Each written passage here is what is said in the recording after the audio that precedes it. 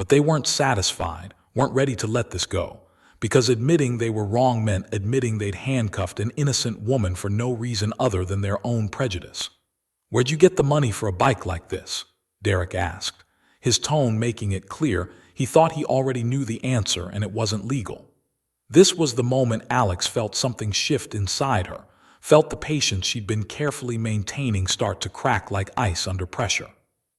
"I bought it," she said, her voice still controlled but with an edge now, a hint of the authority she carried in her real life, the life these officers knew nothing about. "With my own money from my own account, legally and legitimately. Now I've cooperated with everything you've asked. I've provided my license and registration. You have no legal reason to detain me further." Derek stepped closer, using his height to intimidate, using his badge to bully. "I'll decide when you're free to go. And right now, something about this whole situation doesn't add up." What didn't add up was their assumption meeting reality, their prejudice encountering evidence that contradicted it. But rather than adjust their worldview, they were doubling down, digging deeper into a hole that was about to swallow them whole. Mike was on his radio now, calling in the VIN number, running every check he could think of because surely there had to be something, some warrant, some violation, some justification for what they'd already done. The minutes stretched out like hours.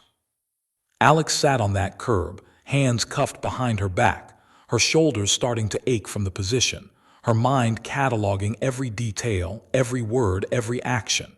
She noticed Derek's badge number, noticed Mike's nameplate, noticed the cruiser's unit number. She noticed everything because that's what she did, what she'd been trained to do, what her entire career was built upon. "Bike comes back clean," Mike finally admitted, but he said it like he was disappointed, like he'd been hoping for something else. "No wants, no warrants on her either." Derek's jaw tightened. He'd committed now, had cuffed her in public, had made a scene, and backing down meant embarrassment. "What do you do for work?" he asked Alex, changing tactics. She could have told him right then, could have ended this with 3 words, but something stopped her. Maybe it was pride, maybe it was principle, maybe it was the desire to let them dig this hole as deep as they wanted before she buried them in it. "I work for the city," she said, which was technically true, though it didn't even scratch the surface of the whole truth. "Doing what?" Mike pressed. "Administrative work," Alex replied, her tone flat, giving them nothing. This seemed to satisfy some narrative in their heads, seemed to make her more palatable, more believable. An administrator could maybe, possibly, afford a nice bike if she saved up, if she didn't have kids, if she was irresponsible with money. It wasn't the truth, but it was a truth they could accept. "We're going to let you go with a warning," Derek finally said, as if he were doing her some tremendous favor, as if he hadn't just violated her rights and humiliated her for no legal reason whatsoever. "But you need to be more careful riding around here at night. People might get the wrong idea." The words were so absurd, so perfectly encapsulated the twisted logic of the entire encounter that Alex almost laughed. She was supposed to be grateful now, supposed to say thank you for being released from illegal detention, supposed to accept the warning about existing while black in her own neighborhood. Mike uncuffed her, and the release of pressure on her wrists was physical relief but emotional insult. Alex stood slowly, rubbing her wrists where the metal had bit into skin, leaving red marks that would fade by morning but memories that would last considerably longer. She took her license and registration back without a word, her face unreadable, her eyes meeting Derek's with an intensity that should have warned him, should have made him think twice. But he was too busy feeling justified to notice the reckoning building behind her gaze. "Stay out of trouble," Derek said as she mounted her bike, and that was the line that sealed it, the final insulting assumption that she was trouble, had been trouble, would always be trouble in his eyes. Alex put on her helmet, started the engine, and rode the 3 blocks home without looking back, but every second of that encounter was burned into her memory with perfect clarity. She pulled into her garage, killed the engine, and sat there in the silence for a long moment, her hands trembling slightly now that the adrenaline was fading. Then she pulled out her phone and made a single call.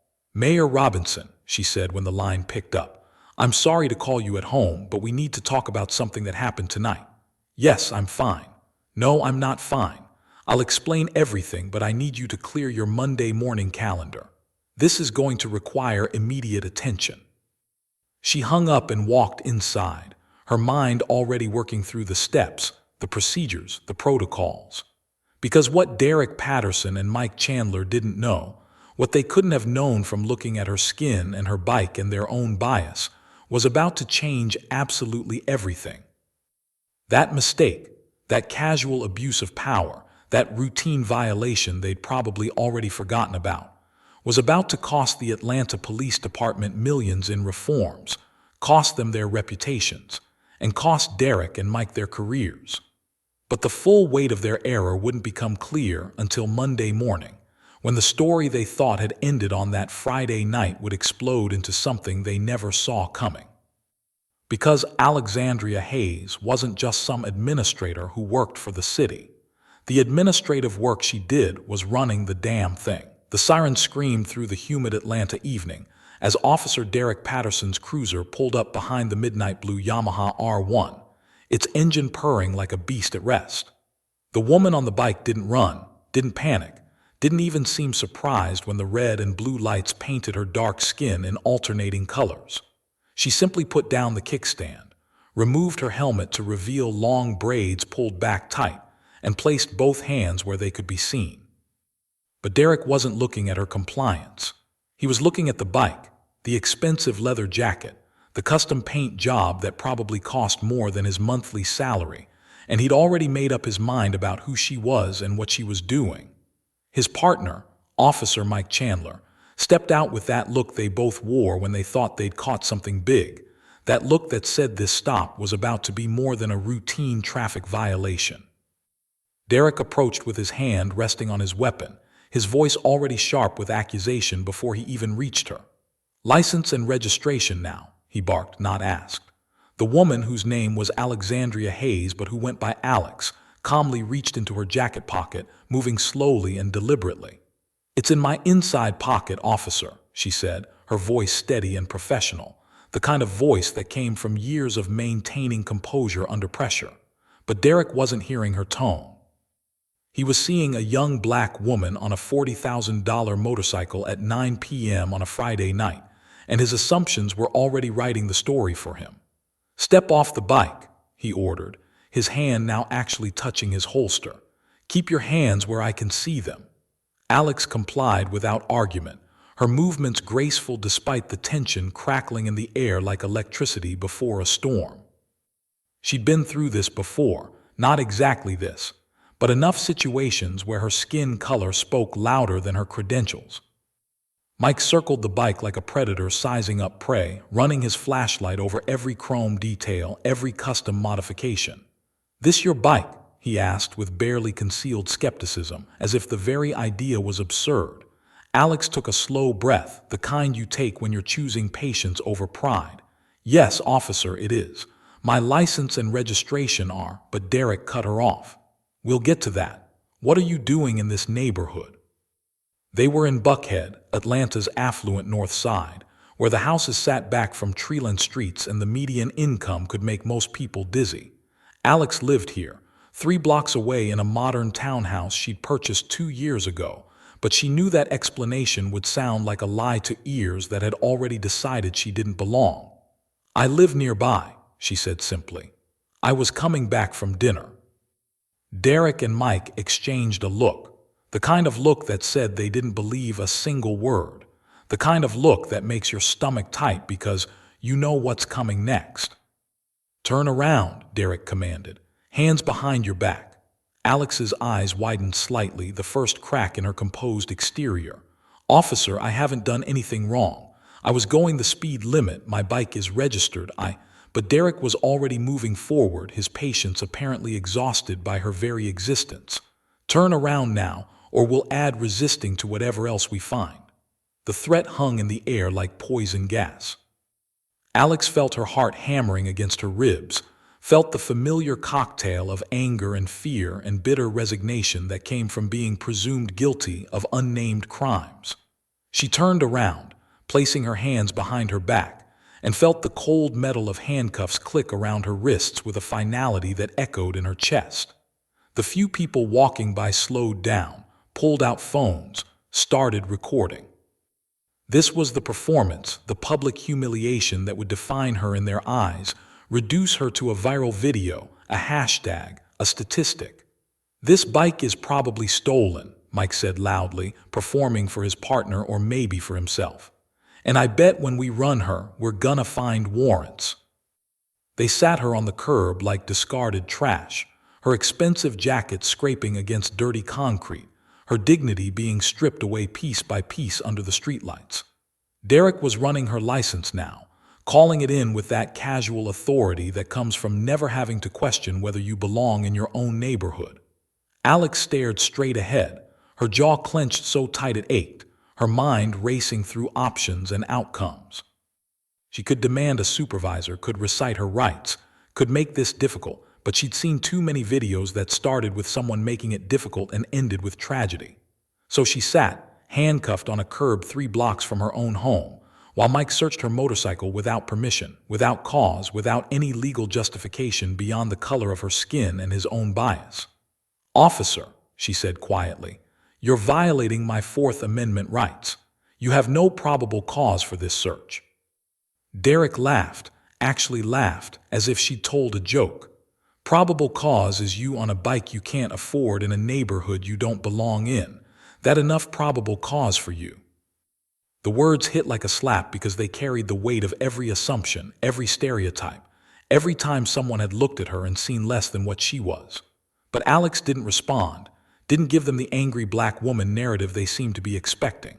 She simply sat there, breathing slowly, thinking about tomorrow, about Monday, about the storm that was building just beyond their comprehension. A small crowd had gathered now, maybe 10 or 12 people, most with phones out, recording. An older black man looked at her with sympathy that felt like pity. A white woman clutched her purse tighter and hurried past.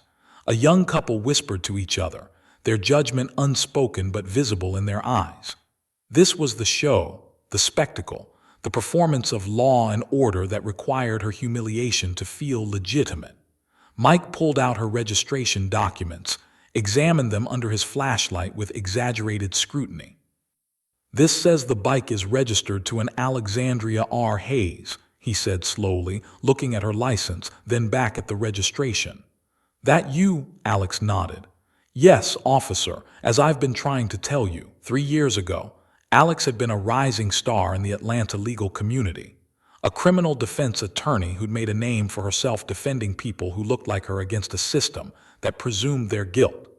She'd won cases that seemed unwinnable, had exposed police misconduct so egregious it had made national news, had become the person you called when the system had already decided you were guilty, and you needed someone who could fight like hell to prove otherwise.